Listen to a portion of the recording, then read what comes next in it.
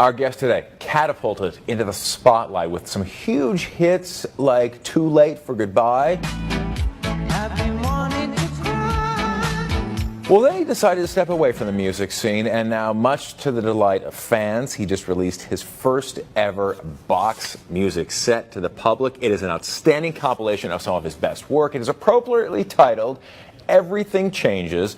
And we're glad to have the musician, the photographer, the producer. I think the titles go on and on, right? You. Julian Lennon in the studio with us today. Thanks for stopping by. Well, thank you for Congratulations on this work. And I say this work because this is a monumental piece of artistry here. Well, thank you. I mean, you know, it includes a lot of everything that I've been doing over the past few years. You know, I mean, it's what's inside it is, you know, a full feature documentary that we did of the course of my journey over the making of the album and photography exhibitions, and also some of the charity work that I do. And then there's the sort of full production album, acoustic and instrumental, and then of course the vinyl.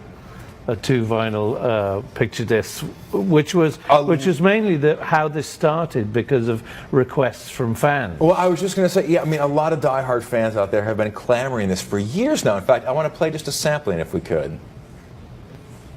We're all in it together. Someday, one love, now and forever.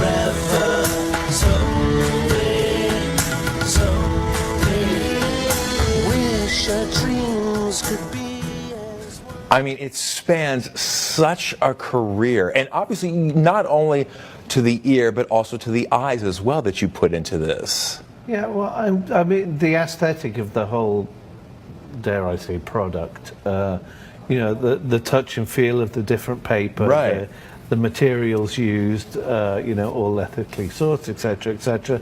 A lot of photography involved in all the images to do with every song on the album and every video. So it's integrated and complex at the same time, but, you know, at heart and soul.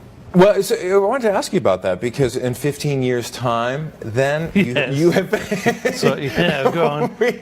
we laugh. It's not, you know, trying to put a timestamp on anything like that. But in the time, though, I mean, you have excelled in the field of photography, though. Well, I'm getting there. You know, there's... I think you're being humble, but I think a lot of people would be able to very easily say, yes, very accomplished photographer. Well, I've had a lot of great feedback and comments on the work that I've done.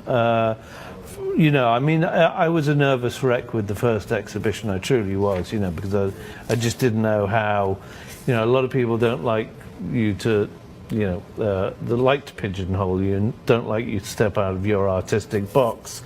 But a lot of people are doing that these days, and I really have absolutely fallen in love with photography or visual art or the visual medium, and it's, you know, it's what I look forward to doing these days. So in many respects, this temporarily is a sort of something to keep everybody happy with while I go off and do other charitable work and photography work. And I mean, there'll still be, you know, other musical projects here and there.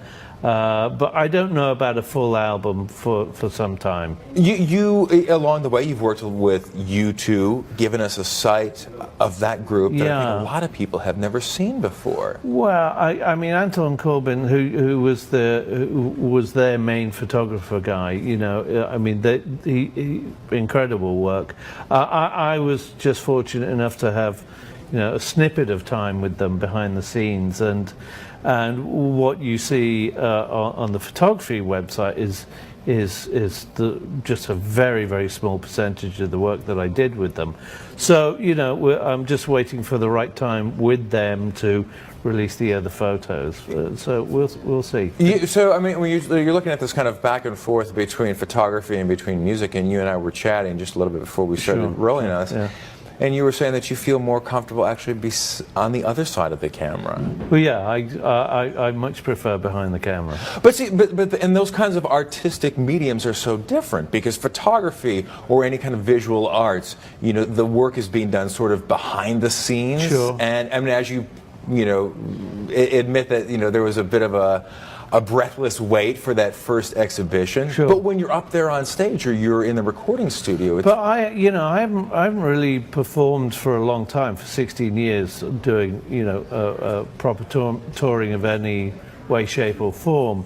My intention is at some point, whether it's next year or the year after, to do. I just said that I've played all formats and size of whether it's theatre or festivals and the like, and I've done that over 30 years, and I just thought that if I'm going to go out on the road again, I want to do something different and something special and something really meaningful to me. I had an incredible experience with the last tour where I played with a full orchestra. And because a lot of my work is instrumental and theatrical in many respects, filmic, if you will, it was the best show I felt that I'd ever done, and was enjoyed by the audience, it seems. And so I just said that if I'm going to do this again, I want to do sort of one night only specials on behalf of my foundation, White Feather Foundation, and local foundation, local charities to help in the areas, in the cities that we play, in major cities around the world. So I'm working on that plan, gearing up to that, and looking for sponsors. The subtle pitch right there. Well, tell me a little bit about the White Feather Foundation. White Feather Foundation came about because on the last tour again, 16 years ago, I was in Australia. And I got a phone call from the hotel management saying, Mr. Lennon, there's an Aboriginal tribe in the lobby that want to meet you. And I said, excuse me? I said, you're joking, right? They said, no. They really want to come and want you to come downstairs to meet you. And I said, well, this is all rather bizarre. But I had a film director friend that knew, who was traveling in the area and knew some of the indigenous tribes. So I go downstairs to meet the tribe, and the elder of the tribe walks up to me with a white feather, from a male swan's white feather, it's about yay big, and said, "Can you help us? You have a voice." And many years ago, Dad said to me, if there was any way of letting you know that everything was going to be okay, one way or another, it would be in the form of a white feather. And so when I was presented with the white feather, I thought, well, I either just continue being a sort of rock and roller, or I step up to the plate and I really try and help these people. And the most logical way that was allowable at that point in time was to do it through a foundation. And we were throwing names up against the wall, and logically the White Feather Foundation was born. Do words to lessons to memories of your father still resonate, still roll into your head? On occasion, generally it would be, either if a song of his came on, or if it's generally comes from the outside. I live my life the way I do, doing the projects that I do, looking forward only. When Dad or Beatles are mentioned, it's always either from the public or the media. So, it's something I have to deal with all the time. For the most part, it's a fond memory, but there also was forgiveness along the way. So it's about keeping that a positive energy from that, a positive thought from that, and just moving forward. The White Feather Foundation, and now, of course, this box set that is out now. Everything Changes. Julian Lennon, thank you so much for stopping by. My pleasure. Thank you very much. Continued success to you. Thank you very much. Cheers.